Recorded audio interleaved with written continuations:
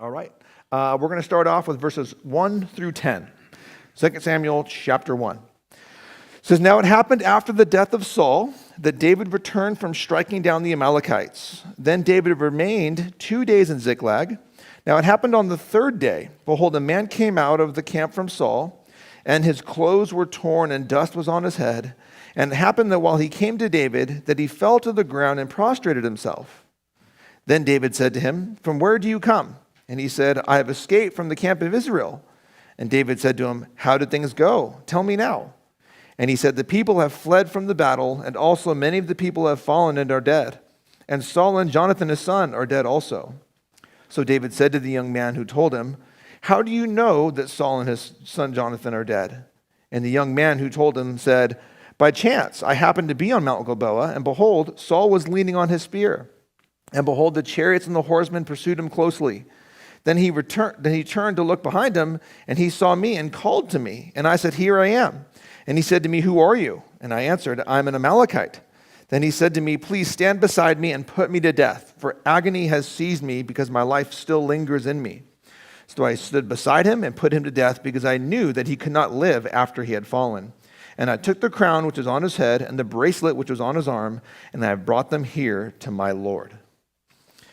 So keeping in mind here that a lot of the background to the fight that just took place is a lot of the battle that we've been reading about in these previous chapters, to where the Philistines were gathering to attack Israel. And it's a point in time where David was living in that Philistine territory. That's where Ziklag was. They kind of apportioned him a little bit of that land. And a part of David's plan was to be with the Philistines when this battle took place and when Israel had fallen dead. The commanders of the armies didn't trust that that was a good idea, and they just told David to go back to Ziklag.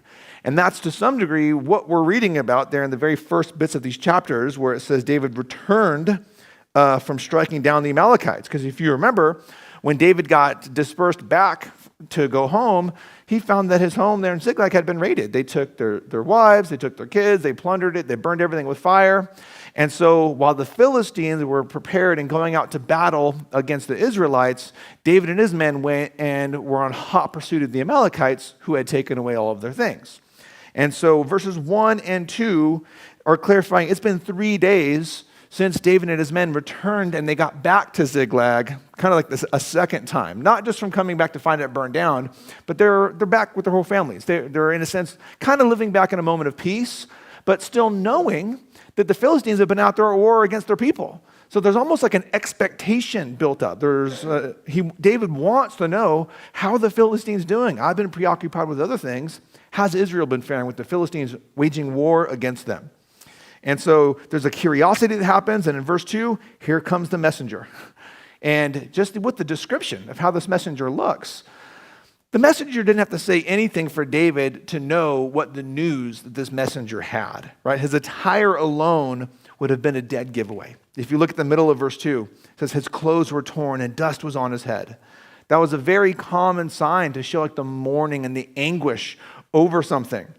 So this act made it maybe appear as though he was really truly mourning for Saul, but probably not. We're going to see a lot of what happens in this. His motives may not be as sincere. So he looks like he's mourning, but it could just be an act. But it's a clear sign for David. He doesn't really need to say anything. David knows this is going to be bad news. And I do find it interesting that this man comes and then he falls down, and it says that he prostrates himself before David. Keeping in mind, this guy's not even an Israelite, but here he is. He's like in this posture of submission before David.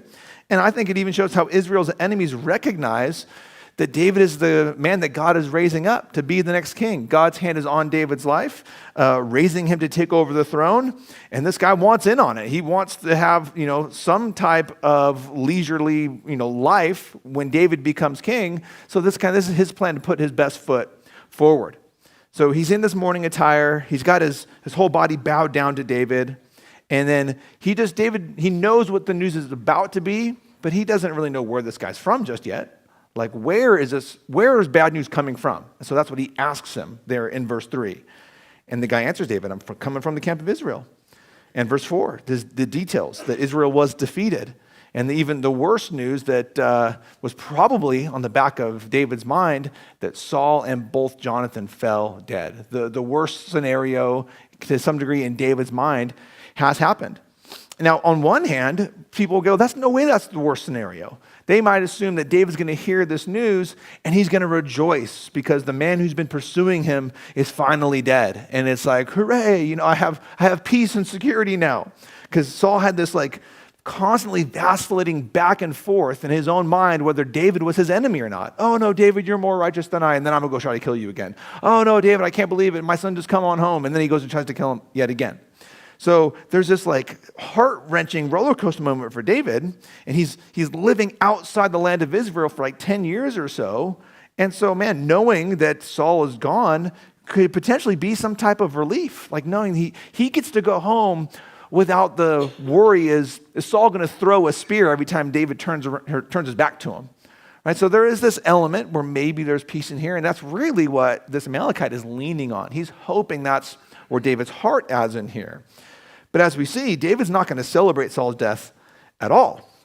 And there's a couple reasons for that. One is, David again refers to Saul as the Lord's anointed. He sees him as God's choice for Israel's first king.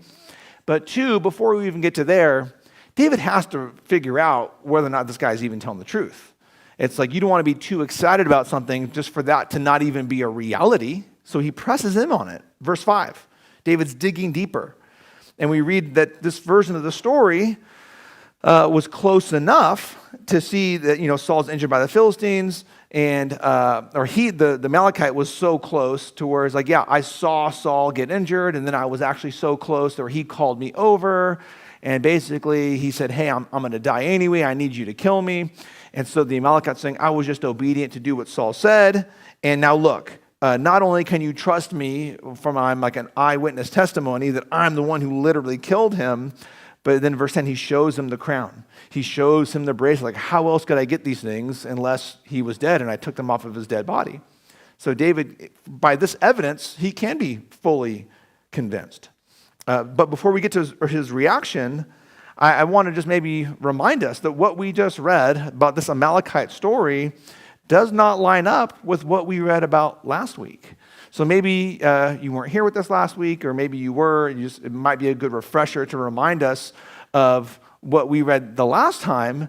It doesn't have anything to do with this Amalekite coming along and killing him, right? Saul just simply, this was 1 Samuel 31, it said that, he got mortally wounded, and he just figured, hey, I'm surely going to die from this. I'm bleeding out. There's no possible chance for me to survive this type of wound. And so he asked his armor bearer, hey, I just need you to kill me because the Philistines are going to grab me, and while I'm still alive, they're going to torture me, they're going to drag me around and make sport of me, they're going to give a reason to taunt our God, and I'm going to just be their victory trophy. So he tells his armor bearer, just do me in. And his armor bearer won't do him in. And so Saul says, fine, then I'll do it myself. And they said he fell on his sword. So Saul expedited his own imminent death by laying on his sword. But now only a chapter later, we're getting kind of a different story here, that the Amalekite is the one who did it.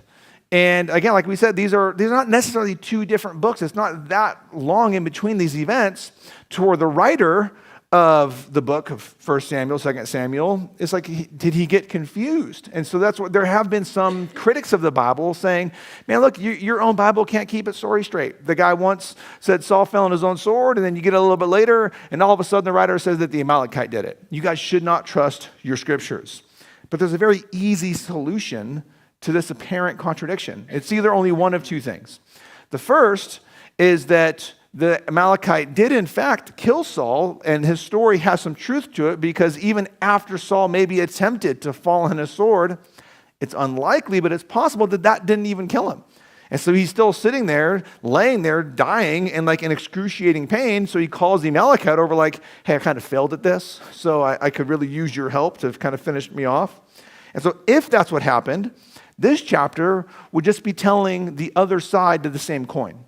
Right? It is a possibility. I know other pastors who believe it. I don't personally believe it.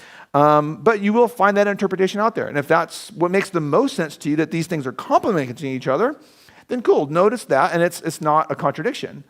The other possibility, which is the one that I believe in, is that this Amalekite is simply just lying bold-faced to David here in 2 Samuel chapter 1. And this isn't meant to be, prescriptive of what we ought to believe happened in the life of Saul, but it's just descriptive of what this Amalekite decided to come up with. It's just a lie. And he did not, actually do this, but this is an accurate recording of what the Amalekite said, not an accurate recording of what he did. So, and it's easy to understand why this person would lie. If we look back at the history of the Amalekites, they are constantly seen as an enemy of Israel. Even just being unprovoked, they're enemies of Israel, and they had been told by King Saul to go totally wipe them out, and Saul, that was part of his rebellion and downfall, so he chose not to do that. But just like time and time again, in and outside of Samuel, the Amalekites are the enemies of Israel. So right here, this lie gives him like an alibi. He gets to clear his name that he wasn't out there as an enemy and an opponent attacking Saul. In his story, he's just some innocent bystander. He's the one, I was just following orders, man. And he could say something similar like, hey, Saul told me to kill him. I was being obedient. I was trying to help. So I know I'm an Amalekite, but I'm not like the other Amalekites. I could be trusted and I'm just being a bearer of bad news and I'm so sorry. Or maybe in his mind, he thinks he's being a bearer to some degree of good news because in his story, he's expecting to be rewarded about it. He assumes David is going to give an honor to the man who played a role in removing the king who was in his way, so to speak, of taking over the throne that was promised to him. And so he's like, hey, in a sense, this Amalekite's thinking, I'm doing this guy a favor, right? If he walks up to Saul's body and he's already dead, then there's no hope in presenting hey, I'm helping David.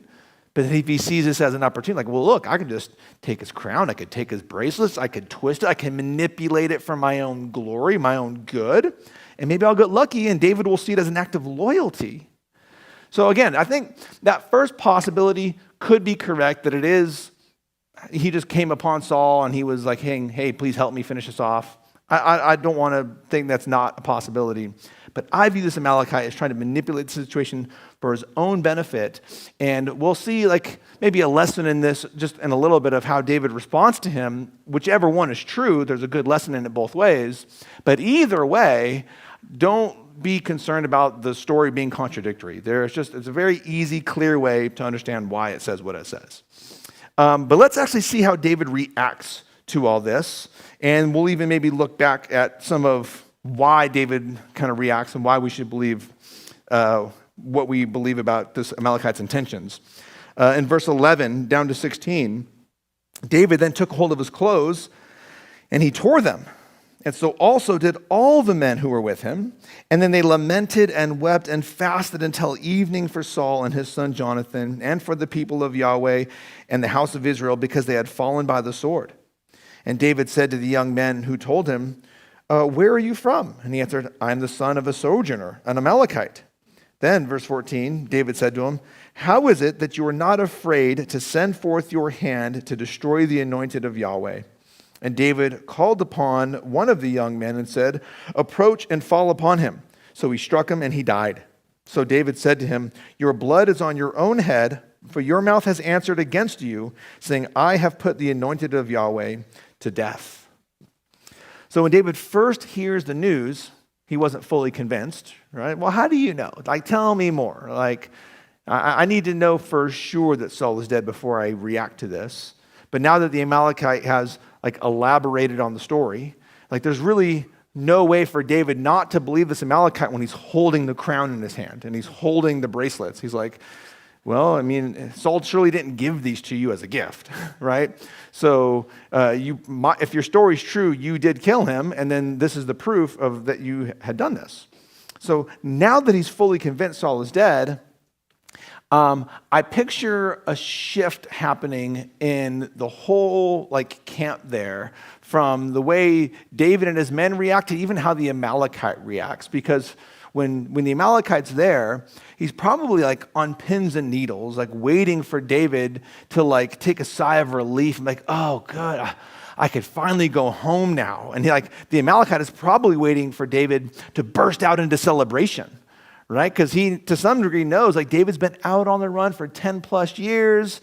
And he's like, man, I've been waiting for this prophecy to be fulfilled where I get to be the king. Like I've already been anointed. And so there is that side of us as just as humans. It would make sense when the struggles and the pains and the burdens that we're having to carry are gone.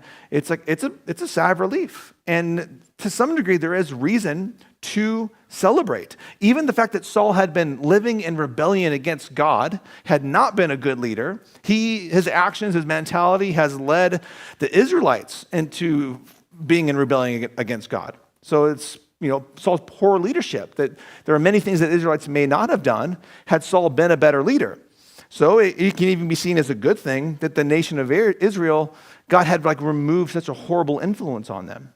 So the Amalekite's like, oh yeah, here it is, party time. And he's looking around and he's expecting a party, but as we read, they're actually lamenting and they're weeping and they're fasting instead. So a total shift. This is not what the Amalekite, I don't think, had expected. You've probably heard that expression like, oh man, it just tears my heart apart kind of a thing. Well, that's even what they're doing with the symbolism of verse 11, the tearing of the clothes. This is this outward symbol of what was going on in their heart. And so this Amalekite is it's like his whole change of perspective is like, whoa, what, am I going to be in trouble now probably? And sure enough, he does. But I think the good place to pause for an application here is what the flesh may have expected, and even to some degree, it wouldn't have been bad in certain areas to actually rejoice here, hearing that his enemy had fallen and God is paving a way for him. I just think it's a good reminder that we should not rejoice to certain degrees when we see our enemies fallen and being judged and being punished. We do want to see justice, but David and his men are really good examples of when that trouble and just judgment comes upon our enemies. There should still be some type of solemn understanding and view towards that in our hearts. David's not the only one who exemplifies that. Even God, when it's expressing his heart towards evil ones dying, God spoke to the prophet Ezekiel 33:11.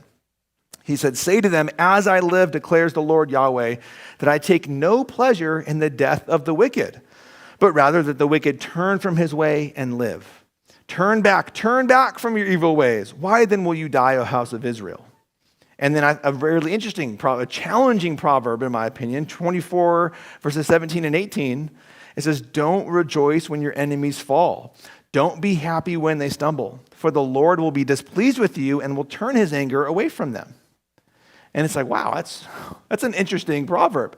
And why would God tell that to us? Probably because it's natural to our flesh to want vengeance, to want to feel good when someone who's oppressing us is getting judgment and then they're falling. It's a common temptation.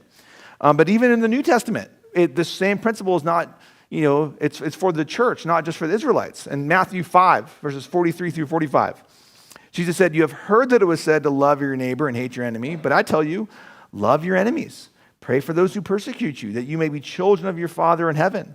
He causes his sun to rise on the evil and the good and sends rain on the righteous and the unrighteous. And then even into Paul's epistle to the Romans, chapter 12, verse 14. Bless those who persecute you. Bless and do not curse, and do not repay evil for evil. Be careful to do what is right in the sight of everyone. And so this is a powerful lesson for us as believers, whether we see it from the Old Testament, we're seeing it with David, God's own heart, how we are told to construct our lives as Christians in the church, in the New Testament. When we see those who oppose us fall into hardship and even we could say a good, just punishment and judgment from God, our reaction shouldn't be this one of we're just overwhelmed with joy and there's this gloating and this deep satisfaction to it. We could rejoice in righteousness and in justice, but there should be a part where we see the heart of Christ here where we're more so just longing for people to repent. There should be a brokenness about even, especially when they die in their sin and apart from Christ. Yes, they got justice, but then oftentimes that means that they also get the full weight of justice is spending an eternity apart from Christ in eternal damnation. There's a weight to that is heavier than we could ever imagine. And it shouldn't just be this joyous celebration. We have to have a grieving when they don't. And I just think, man, if David here, if he could weep over the very man who was like just so set on trying to kill him, quite literally like a strong enemy, how much more should we have compassion on those who wrong us, who like, no one's really hunting us down to kill us, right? Like people like offend us and stuff, and it's nowhere near as bad as what David is having to go through. And so like we shouldn't have that, told you so kind of an attitude. There should be a compassion that wants to see them change. And when they do receive kind of some correction and judgment, we should come alongside them to even help push them even more so into the right direction and win them over and have like reconciliation. I mean, for Saul, it's no longer a possibility because he's dead, but just the heart here to want to honor him and grieve rather than just super rejoice and kind of taint his name in front of all of Israel, it's so commendable to see this. So just, I think applying these verses to our life properly, let's just guard our hearts against bitterness. Guard our hearts against like this vengeful type of thinking. David could have gone there and been quote unquote justified in it, but it's not what he did. And we will eventually be tempted to rejoice at someone's downfall, especially when they've kind of positioned themselves against us or positioned themselves against our views and they've harmed people that we love or care about or whatever. But let's just be in prayer ahead of time that God will give us his own heart towards that. And maybe we apply this to our lives in a way where maybe we've already known how much we are rejoicing in someone's downfall. Well, in that case, may the Lord just soften our heart right now, help us get to a spot where we can repent of that and just have a softer heart that wants to see a transformation and a change in those persons rather than just them feeling this whole huge burden of judgment. If God gives them that correction, then so be it. That's again, I want to see God initiate justice, but I also want to see God initiate restoration and salvation and forgiveness. And if we could be a part of it, that's a good thing. Just maintain faith that God does have perfect justice and he does have perfect wisdom. And even when we're seeing like the flourishing of the unrighteousness, we just know that God will make things right in his time. And when he does do that, then let's just like continue to trust God with it and just say, hey, Lord, there's still so much that you've forgiven me about and that you've been mercifully not given me a consequence for. And for that, I'm also thankful. So all these things too is like if we want justice to be served across the board on everybody, there's a lot of punishment that God is mercifully and graciously not giving us that we also deserve, that other people could be boasting about us. So it's a little bit of a mind twist to maybe get ourselves to that spot. But David is demonstrating it really, really well. And so kind of just back to the Amalekite, putting ourselves in his shoes or in his sandals probably. They don't have shoes just yet. From the Amalekite's view, he's looking at this not from this heavenly perspective where he's like, oh yeah, it's so good that Saul's gone, and David's going to be rejoicing and celebrating. He has that worldly, selfish perspective. And if him going into this, his plan is like, I'm going to be the star of the show. I'm the one bringing the best news. I'm the one that has the king's items. I'm the one that killed the king. Like, you might as well roll out the red carpet for me right now. But then everyone's crying. Everyone's tearing their clothes. They're lamenting. In verses 11 through 14, it is not turning out how he expected. And this is when worry sets in. This is when the Amalekite's face is like, oh no. Like, I totally misread this thing. He hears David's words in verse 15, approach and fall on him. So this is the moment of deep regret for this Amalekite. He's like, kill me? Where's like the cup of jewels? Where's my camels and my donkey? Like, what in the world? So this is devastating, but it shows us two things. And again, like going back to whether or not this Amalekite's telling the truth or not, it doesn't really matter. There's a lesson in this in both ways. If he's truthful, and Saul failed to kill himself, so the Amalekite is the one who put him out of his misery. It shows us the folly of disregarding God's choice and disregarding God's anointing, choosing Saul to be Israel's first king. Like, there should be a reference in that fact to not kill and to save a life, as David kept trying to do and correct even his own men. So there's a judgment here against this Amalekite for his lack of respect in God's sovereignty and God's authority. And we can learn from that kind of judgment. It just means, hey, we want to make sure that we are praying to understand and obey God's will and submit to his will above our own, that we don't push our own agenda. God has the right to allow things in our lives that we may not understand. And we're not to push against it, to fight against it, or try to find ways to subvert it. Instead of taking matters into our own hands, we just trust in God's timing and God's purposes. That's what David constantly did. And the Amalekite's like, no, I got your back. I'm just going to kill him for you. So he's usurping that. But then, if the Amalekite is lying, and Saul was already dead, meaning that he shows up very specifically fabricating the story with hopes to manipulate a reward, then this judgment is against him for deception. Right? This is a judgment against him for seeking personal gain at the expense of truth.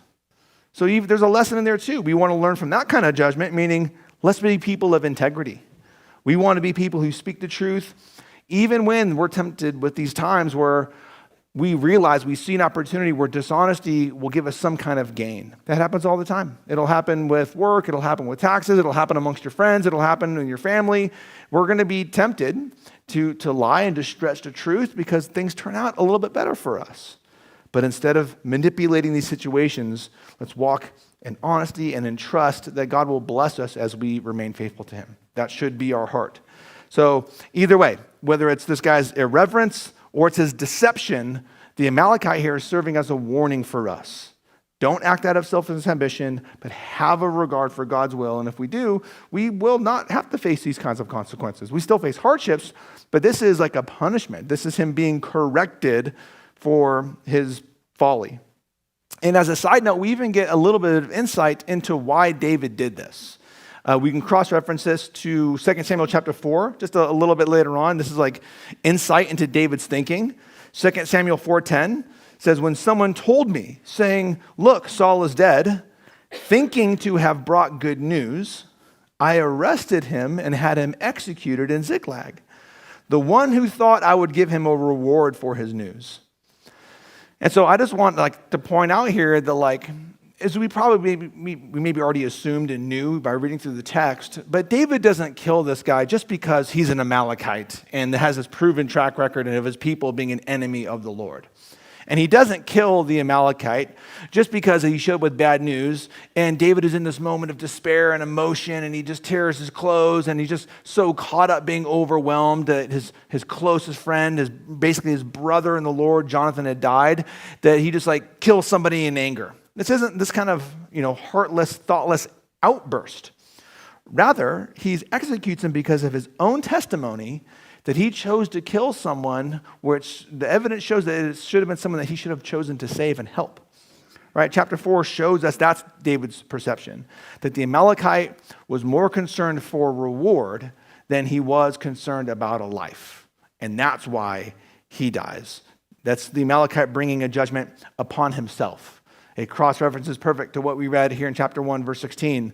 David says, hey, your blood is on your own head. David says, your own mouth has answered. Your own mouth has testified against you. You thought, hey, I could just put the anointed of Yahweh to death. And so this is a punishment, a consequence bringing upon himself. It's a righteous move by David, not merciless. And so we're seeing just what's happening, why it's happening, and hopefully how we ought to be responding to it. Let's read now to the end of this chapter where David has a song, a lamentation, a poem about this. We'll wrap it up here. It says, then David chanted with this funeral lament over Saul and Jonathan, his son. And he told him to teach the sons of Judah the song of the bow. Behold, it is written in the book of Jasher. Your beauty, O Israel, is slain on your high places. How the mighty have fallen. Tell it not in Gath. Proclaim it not in the streets of Ashkelon. Let the daughters of the Philistines be lest the daughters of the Philistines be glad, lest the daughters of the uncircumcised exult.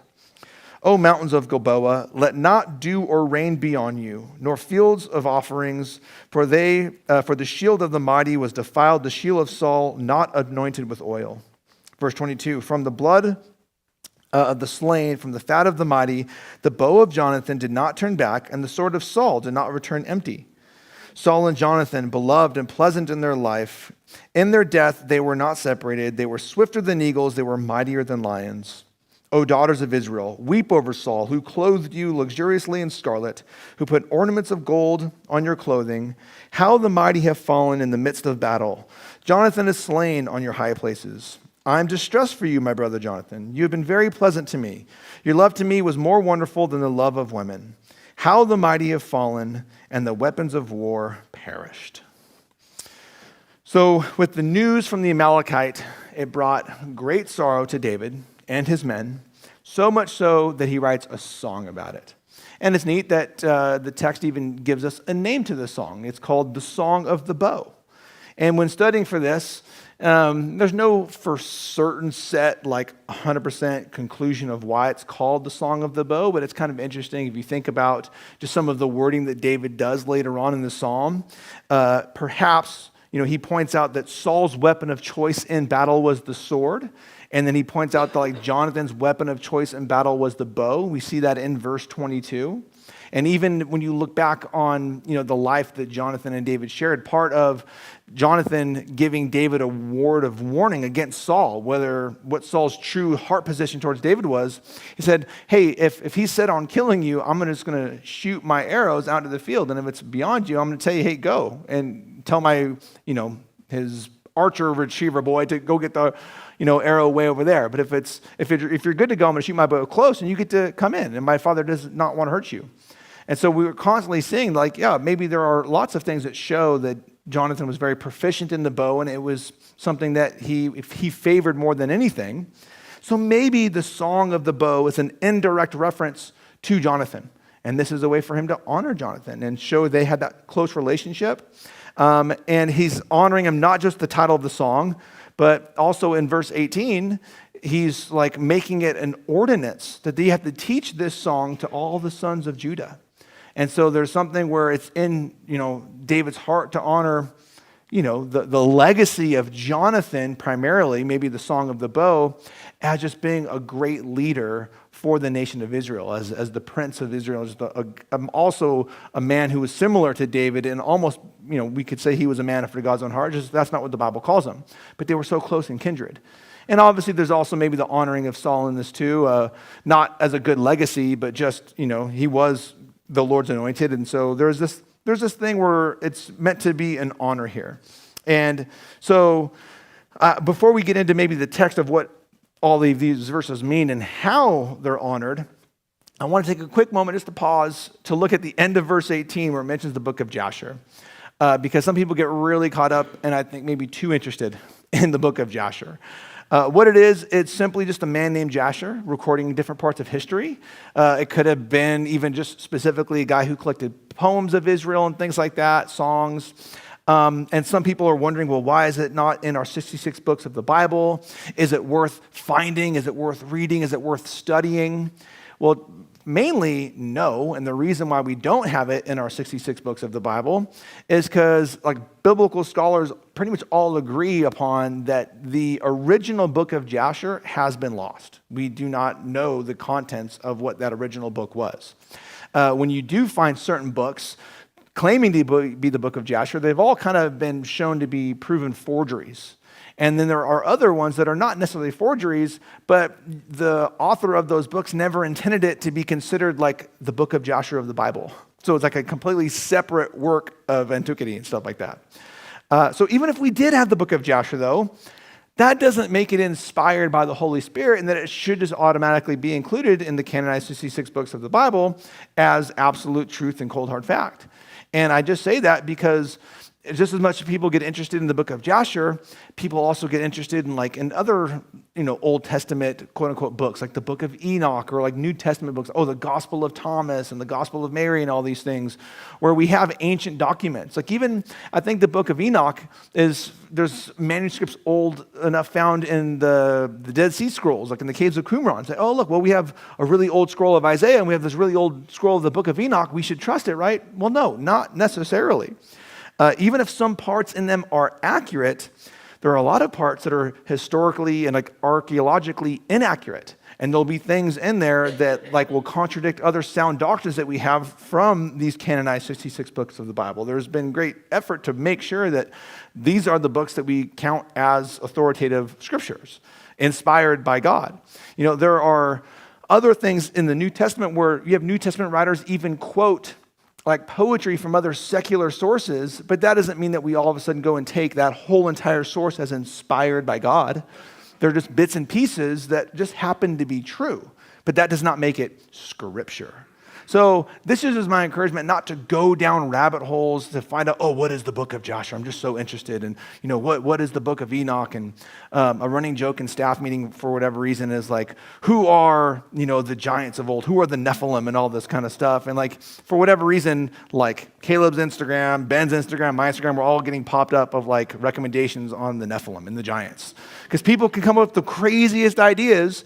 And now, even if there are some truth and they reference certain scriptures, then they start spitting out all this like man's interpretation and man's ideas, and it blends the lines of what is actually scripturally accurate and what is just straight hogwash. When in all reality, if you just stick to what's in the scriptures, you're setting yourself for so much more success. So I just thought it would be important to give an encouragement. Please don't get hung up on extra biblical texts. I really think, unless it's a part of someone's like career as a scholar or in someone's field of study, you need to study it for your class in Bible college or seminary or something. I would suggest to stay away from it. I'm not going to be dogmatic and like tell you cannot read these things. That's not what I'm saying. I just think that they are so much more distracting and detrimental than they are beneficial. So no, the book of Joshua, it was a document. A lot of this stuff was recorded in there. And just trust it. Okay, well, cool. It's in the book of Joshua. Moving right along. If you go and you find some stuff that you think, well, this is called the book of Joshua, and I read the book of Joshua in my Bible, so I must be reading more about the Lord. No, you may get out into like some really weird doctrine that way. So if it's in here, read it. If it's not in here, I would encourage you, don't study it.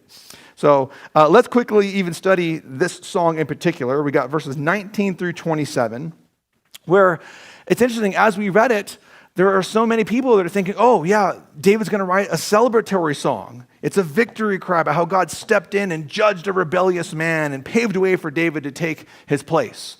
But that's not even close to what we read, right? It's verse after verse. David is mourning their death. Each one of these verses show David's heart on how to honor them. And so I'm just going to quickly walk through maybe each verse to point out what it means, right? Verse 19, he says, your beauty, O Israel, is slain on your high places. A reference in calling Saul and Jonathan the beauty of Israel. And it says, oh, how the mighty have fallen. It's setting the tone for the rest of the song about how this is a beautiful eulogy expressing deep sorrow over their deaths. And then so the next verse 20, mentions Gath and Ashkelon. Maybe you remember, these are the major Philistine, or at least two out of the 5 major Philistine cities. So David knew that eventually this news was going to make it to the land of their enemies. And when they heard that, they were going to have all these songs of celebration. And David is wanting to avoid that. He's showing his heart. He hopes that nobody rejoices over the death of King Saul and Jonathan. Verse 21 mentions Gilboa. You probably remember that's the exact location where Saul died. And so he's like metaphorically calling out this instructions for even the land. Like, hey, the land where Saul died ought to be in mourning. Let nothing flourish. Let offerings, in the sense of like praise and worship be presented there. So no, it's a time of mourning even for the land. Looking at verse 22, this is David reflecting specifically on the strength, on the valor of Saul and Jonathan in battle. It's just so cool that even though Saul had a lot of flaws, it's just amazing. That's not what David is choosing to focus on here. He acknowledges that he was still, as the text says, a mighty warrior. It's just an amazing thing. And that's basically even what verse 23 is also about. In verse 23, it first describes that they were men who were loved and admired. I mean, certainly Jonathan was, but even Saul had a family.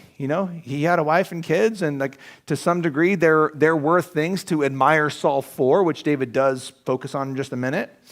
And then right after that, in verse 23, it says, swifter than eagles, mightier than lions. So this is a way for David to honor their bravery, honor their skill as warriors in battle. And so now verse 24 is the interesting part where he's even giving some specific reasons of why to honor Saul. Who actually admired him? He calls the daughters of Israel, hey, you shouldn't mourn for Saul. Don't remember his failures, but think of the ways in which Saul's reign had actually blessed them and moved them into a time of prosperity at many times.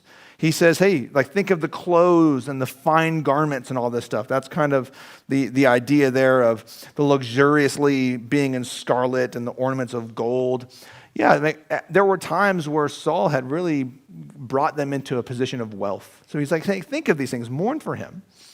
Verse 25, this is where David now kind of has more of an emphasis and a higher focus on mourning and showing his respect for Jonathan. Jonathan was not just a warrior, not just a godly man, but he was like David's own brother. And even like if you could be close to a brother, that's who Jonathan was to David. Verse 26 clearly expresses this personal sorrow he has over Jonathan. Interestingly enough, he even describes their friendship as more wonderful than the love of women. And that's kind of caught a lot of people off guard. You could read some commentaries where people get into some weird theories. Well, they'll say this is some kind of exaggerated claim where there was maybe some homosexual relationship between them. And I just want to say it's just so far out there. This love here and this expression between their friendship has nothing at all to do with any type of erotic love. It's emphasizing a covenantal type of love. And there is a love here that is talking about a commitment type of love, where like this love of women is to be viewed as a very high and powerful love of commitment, whether it's like a wife towards their husband, or even if it's a mother towards their children.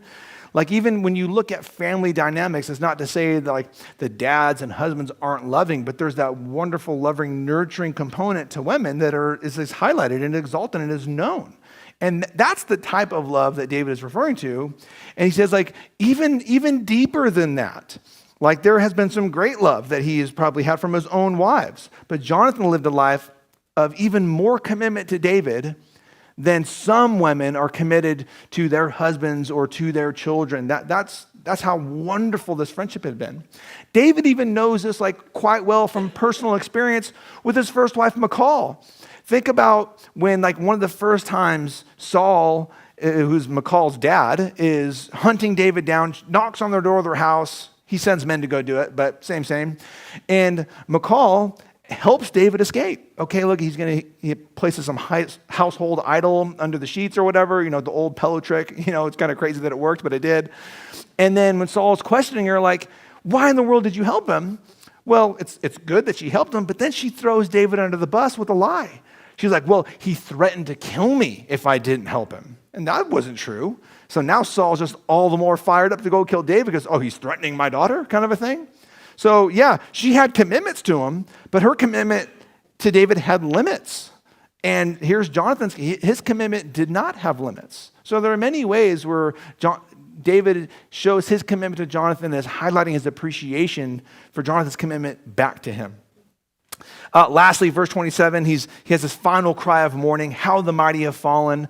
Maybe you notice that was even repeated 3 times throughout this song. Just an expression of how deep his grief is over this loss. This is a very sincere, very real thing that he wants people to honor them in their passing. And so that basically covers it for this chapter. I'll ask Caleb and the praise team to come on back up. But in looking back on this whole song, I hope that one thing that we really focus on and kind of take home is how great of like a godly character we see in David throughout this song. Notice none of the verses mentioned here have any type of like bitterness attached to them. Nothing, Saul got what he deserved. Even though to some degree that's pretty true. And he could say those things with honesty. But instead, somehow David only focuses on the good in Saul. Easy to focus on the good in Jonathan because they're friends and they're so close. But yet somehow, even for us, if we were to internalize this, sometimes we don't focus on the good. Sometimes all we focus on are the bad, and we can come up with a lot of bad things, even for our friends. We can focus on the bad things at times. But yet David is choosing to speak only the good things, and this was about his enemy. And so I'm just so impressed, and I know that this probably seems like a pretty hard thing to master. Like, how can I actually have that kind of attitude when my enemies have wronged me, or when my friends have wronged me, or my family's wronged me?